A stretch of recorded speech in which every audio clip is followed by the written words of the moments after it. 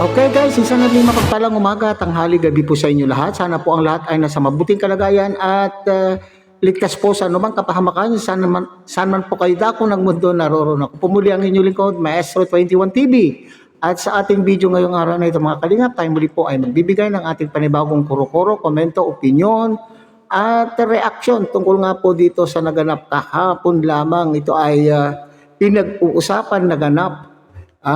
So ang founder po ng Kalingap, Bal Santos Matubang, ay itinulpo po ng kanya pong ang isa pong isang beneficiary po ng Kalingap. So this is an unusual happening mga Kalingap. Ito ay katakataka, maraming nagulat at may sari-sari po ang opinion, may nagbunyi, may nasiyakan at sa wakas, lalo na po itong galit po sa Kalingap community at galit po sa pamunuan po ng Kalingap, ay maaaring sila po ay nagbubunyi at sa wakas daw po ay natuloy na po ang paglilitis sa ama at founder po ng Kalingap at ma-expose na daw po at gusto po nila pong ma-expose kung anong mga kabalbalan na ginagawa po dito po sa loob ng Kalingap. At siyempre naman po ay hindi natin maiwasan na mayroon din po naman pong mga solid supporters po ng Kalingap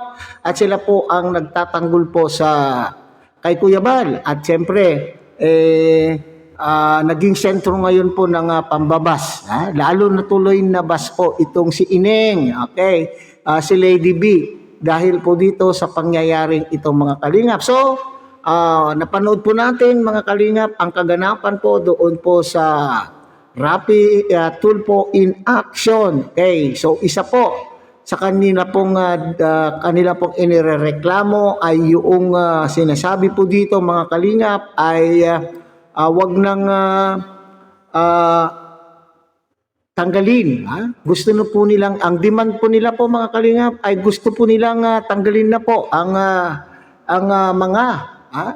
mga videos kung saan po ay may pagmumukha, ay ginamit po itong si Lady B sa video na yan. So yan po yung kanila pong demand. Ang tanong po ngayon dito mga Kalingap ay may nararapat na nga ba? Mayroon ba ditong saklaw ba? Saklaw ba ng Rappi Tulfo in action sa pagdedesisyon kung nararapat o hindi nararapat tanggalin ang mga videos kung saan po makikita pong nakathumbnail ang pagmumukha po ni Lady B.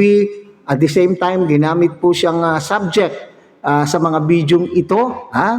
So, ayan po yung ating pag-uusapan dito po sa ating video ngayong araw na ito mga Kalingap. Pero bago po yan, tayo muna po ay mag-shout out kay Kuya Bal Santos Matubang, Ate Edna Vlog, Kalingap Rob, at siyempre, sana po ay inyo rin pong takilikin ang munting channel na ito sa pamamagitan po ng pagbibigay nyo po ng like, share, and subscribe at tuloy pindutin na rin po ang notification bell at nang sa ganon, tayo pa rin po ay magkita-kita at magsama-sama sa susunod pa pong mga reaction videos na ating gagawin. Likewise, may galot shout out sa ating mga kasamahan po dyan sa Karepa, Kalingap Reactor Partners, sa pamumuno po yan siyempre ng ating Presidente Javier De Leon, aka Birador.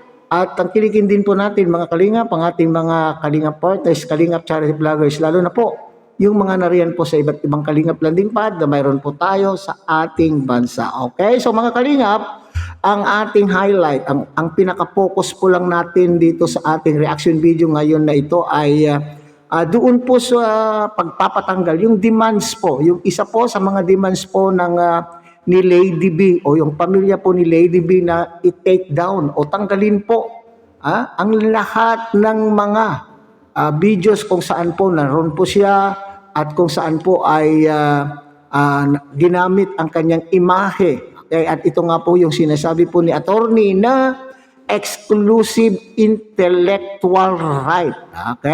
So karapatan po yan ng Lady B na ipatanggal dahil siya po ay siya po ay nagdesisyon naman na pong umalis na po o in-stop na po in-stop na po yung kanya pong love team at ayaw na pong magpa-vlog mga Kalingap. So ngayon ang tanong po diyan, At tama kaya yung desisyon po ni Kuya Bal, mga kalingap, na magpag-usapan muna nila ito. Okay, bago po yung, kasi ito po yung sinabi po ng lawyer na magkasundo na lamang po sila. Magkasundo na lamang po sila na kung pwede o kung maaari ay tanggalin na po ni Kuya Bal. At the same time, pati na rin po itong si Kalinga Prab ang lahat ng mga video. Okay? I-take down na lamang po. Okay? So tama po para sa akin, mga kalingap, ay tama po yung decision po ni Kuya Bal na pag-usapan muna po ito sa barangay. Okay? At iyon pong sinasabi na para sa akin opinion dito na itong si attorney po ng RTIA na sinasabi niya nga ay pareho lang din naman po okay. Alam po natin na may batas po yan ng about intellectual property right. Okay, mayroon po yan batas na sumasakop po diyan sa mga ganyan, mga kalinga. Pero dapat ba na doon mismo ay may karapatan bang magsabi itong lawyer na ito at mag-utos po kay Kuya Bal na tanggalin na po o i-take down na po yung mga video na ito? Okay, alalahanin natin, mga kalingap, na para sa akin na ang rapid tulpo in action ay hindi korte. Kaya nga, narinig po niyo yung sinabi po ni Lady B, itong si Ineng. Sabi po niya, Kuya Bal, nandito na tayo, bakit gusto mo pa doon sa barangay? Di mo ba alam, mas mataas na nga ito. Nako, mali ka po, Ineng. Mali ka, Ineng, po doon sa iyong konsepto o kung yung iniisip na ang rapid tulpo ay mas mataas sa barangay. Ang rapid tulpo po ay hindi korte. Hindi po yan korte. Ang pinakamababang korte po na mayroon tayo dito sa Pilipinas ay ang barangay. Okay? Ang rapid tulpo in action, Ineng, ay isang venue kung saan po kayo po ay dumulog ng inyo pong problema at humingi po kayo ng tulong upang kayo po ay gabayan kung ano-ano po yung mga tamang proseso, ano-ano yung mga step by step na gagawin po ninyo kung gusto po ninyong magkaroon ay kung kayo po ay nagkakaso at ito po yung dulugan, ito yung puntahan ng mga kababayan po natin na inaakala po nilang wala na po silang kakampi. So hindi po ito korte na sila po ang magdesisyon kung ano po ang nararapat gawin at hindi pwede para sa akin na itong yung lawyer po diyan sa RTIA ay iutos agad-agad right away.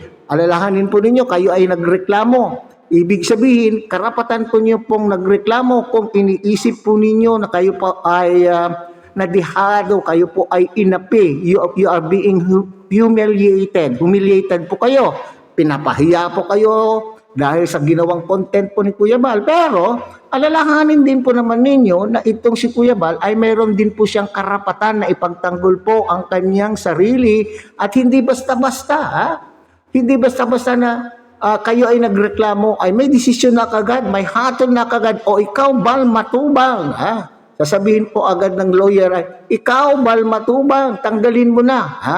Yung mga video, kasi ayaw na po itong dalaga na ito na ikaw ay ipagpatuloy pa po ninyo yung paggagamit sa kanya pong imahe. Hindi po pwede po yun. Kaya tama po yung desisyon po ni Kuya Bal, mga kalingap, na pag-usapan muna doon sa barangay. Ngayon, kung ano man po ang mapagkansunduan po niyan at sasama po riyan sa tulong po siguro at kayo po ay gustong tulungan ng rapid tulpo in action, sila po ay sasama po sa inyo at upang i-document kung ano man po ang mapag-uusapan po niyo yan sa barangay. Ngayon, na kay Kuya Bal, kung nakikipagkasundo po sa inyo dyan sa barangay o hindi, kung sinabi po ni Kuya Bal, bakit ko tatanggalin? Kung halimbawa man po itong si Kalinga Prab, kasi ang iniisip ko dito, mga kalingap, kapag si Kalinga Prab ay content creator, si Kuya Bal ay content creator, hindi natin alam kung anong pinag-usapan nyo bago po noong unang kayo po ay i-vlog. Pero alam po natin ay nasa vlog po, sinasabi po ni Kalinga Prab na may consent ang iyong magulang nung ikaw ay i-vlog. Kung ano man po yung usapan po ninyo, kung mayroon man po kayong pinirmahan na hindi natin alam, na hindi ko alam, basta ang alam natin, sinasabi po ni Kalinga Prab na mayroon kang may consent ang iyong magulang nung bago ka pa man po i-vlog. So sa makatuwid, kung may consent ang iyong mga magulang nung bago ka ma-vlog, so ang lahat ng mga vlog, ang lahat ng mga video na ginawa po ni Kalinga Prab na naroon ka, ay pag-aari na mismo nitong si Kalinga Prab. So kung ito'y pag-aari na po ni Kalinga Prab, ibig sabihin, wala kang karapatan na ipatanggal. So ako ay ano ko lang po niyan na opinion ko, hindi naman po ako lawyer. Ngayon, kung ganun po ang sasabihin po nila, Kalinga Prab at Kuya Bal doon sa barangay, at hindi kayo magkasundo, pupunta kayo sa next level po ng ating korte. Kung saan po yung next level na yan. It's either po doon sa Cybercrime Division o sa NBI, kung saan-saan man po kayo, sa Police Department o saan man po. At doon po sa korte na yan, ay doon na po kayo, ang bahala na po ang mga lawyer po yung magtanggol sa bawat panig. At dito na po magpipresenta po yung inyo pong mga demands at mga ebidensya na kayo po ay inabuso ng Kalingap. At the same time, ganun din po itong Kalingap. Sila din po ay maglalabas na kanila-kanila pong mga ebidensya na walang pang-aabuso po sa inyo. At lahat na kanila pong ginawa ay may consent ang inyong magulang. So ang korte na po ngayon ang magdi-determine. Ang korte ang magdi-decide kung nararapat bang tanggalin o nararapat bang i-take down ang lahat ng mga video na naroon po kayo. Okay, so tandaan mo yan, Inenga, hindi porka ikaw ay nagreklamo panig na po kaagad sa iyo ang batas o ang panig na agad sa iyo ang korte. Pag-uusapan pa yan, ang mga lawyers ay magkanya-kanyang tanggol sa bawat isa at bahala na po ang huwes po dyan ang magdesisyon kung nararapat at di nararapat tanggalin ang mga videos na dinidiman mo na ipapatanggal doon sa channel po ni Kalinga Prab at the same time doon sa channel po ni Kuya Bal. So yan po yung sinasabi po natin na bakit pa kasi umantong po dyan mga Kalingap. Nakakalungkot pong isipin at walang pagpapahalaga doon sa nabuong samahan. Dahil umabot pa po sa tulpuhan mga Kalingap. Okay. So bakit doon kasi sa punto na sinasabi na binalahura ni Kuya Bal ang kanya pong pamilya. Sino bang nagsimula? Di ba nga ay si Kuya Bal ay nagbibigay lamang po yung kanyang reaction doon sa mga komento ng iyong ina na about sa simento. About sa simento. Okay. Sino ba ang naunang nagkomento ng maraming mga komento sa mga live na sinasabing na nababanggit tungkol po sa semento, na kayo po ay dadalhin niyo po ang usapin sa tulpo na mayroon kayong ipapalabas, ilalabas niyo lahat ang inyo pong nalalaman laban po sa Kalingap. So sino ngayon ay nagsimula? Di ba nagre-react lamang po ang mga reactors doon sa mga nakikita po nila at nababasa po nilang mga komento po ninyo. Ngayon, palalabasin po ninyo na fake account. So anyway, mga Kalingap, so ang pinaka-focus lang po natin dito ay nararapat bang tanggalin. Yun yung aking opinion lamang. Okay, so abangan po natin. Matagal pa po itong proseso. Matagal pa po itong pag-uusap kung saan ito makakaabot. Basta ang alam ko dito mga Kalingap, ang korte lamang po ang makakapag-decide kung ano ang nararapat gawin sa mga video na yan na kliniklaim po ni beneficiary. Okay, so hanggang dito na lamang po mga kalingap. Muli tangkilikin po natin Kuya Bal Santos Matubang, Ate Edna Vlog, Kalingap Rab, at siyempre sana po inyo rin pong tangkilikin ang munting channel na ito sa pamamagitan po ng pagbibigay niyo po ng like, share, and subscribe, at tuloy pindutin na rin po ang notification bell at nang sa ganon tayo pa rin po ay magkita-kita at magsama-sama sa susunod pa pong mga reaction videos na ating gagawin. Muli, isang mapagpalang umaga, tanghali, gabi po sa inyong lahat. Mabuhay po kayo at God bless everyone.